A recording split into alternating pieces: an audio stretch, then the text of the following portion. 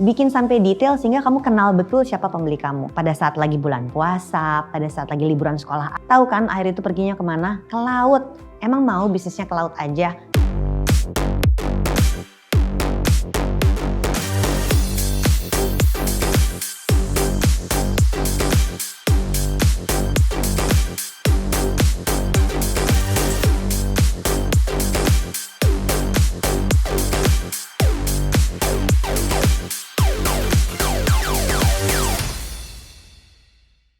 Halo planner, salam kenal. Saya Ligwina Hananto, Lead Financial Trainer di Kiam Financial. Video ini dibuat khusus untuk menyambut Ultah QM yang ke-20. Kali ini kita akan menjawab pertanyaan finansial yang paling banyak ditanyakan di social media Kiam Financial. Let's check it out. Rencana bisnis. Seberapa penting punya rencana bisnis? Rencana bisnis itu penting karena rencana bisnis itu akan menentukan arah dan tujuan bisnis kamu. Bayangin ya, banyak banget pemilik bisnis di luar sana yang benar-benar membiarkan bisnisnya mengalir aja kayak air. Tahu kan air itu perginya kemana? Ke laut. Emang mau bisnisnya ke laut aja? Ayo siapin rencana bisnis kamu supaya jelas bisnisnya bisa berkembang dan memberikan lebih banyak manfaat untuk kamu dan karyawan kamu.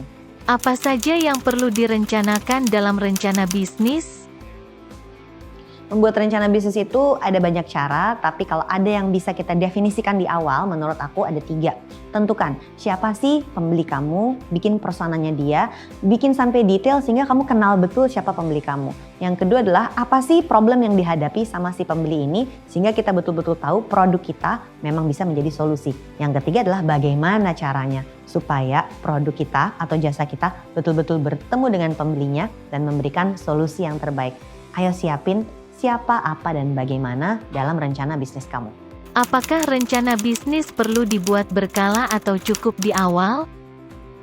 Sebetulnya rencana bisnis ini sebaiknya dilakukan setahun sekali. Kemudian pada saat sudah berlangsung, mungkin bisa kita potong-potong menjadi per quarter. Quarter 1, quarter 2, quarter 3, quarter 4. Kenapa begitu? Karena banyak sekali bisnis yang terpengaruh oleh season.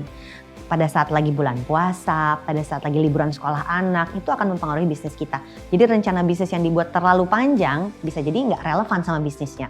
Bikin rencana bisnis tapi pas pelaksanaannya kamu mesti potong-potong sepanjang tahun sehingga memudahkan kamu mengawasi hasil yang terjadi dari pelaksanaan rencananya. Bagaimana mengevaluasi rencana bisnis? Mengevaluasi rencana bisnis ini gampang-gampang susah. Kenapa? Karena pada saat kita bikin rencana sama kenyataannya seringkali banyak deviasi. Jadi waktu membuat evaluasi, ayo libatkan semua tim kamu. Mulai dari tim marketing, mulai dari tim sales, sampai tim yang memang sifatnya support seperti HR atau finance. Nah, yang kita butuhkan adalah target. Sehingga pada saat pelaksanaan kita bisa mencocokkan hasil dengan target yang udah dibuat sesuai atau enggak. Habis itu bisa evaluasi dan maju terus, lanjutkan lagi, melaksanakan rencana yang sudah kita siapkan. Apa saja tantangan yang sering tidak disadari oleh pemilik bisnis pemula? Khusus buat kamu para pemilik bisnis, jangan biarkan bisnismu mengalir aja sampai ke laut. Nanti bisnisnya ke laut aja. Ayo ikutan, ada kelas khusus untuk bisnis di FCOS by Kiam Financial. Yuk ikutin kelasnya, daftar di sini dan sampai jumpa di kelas.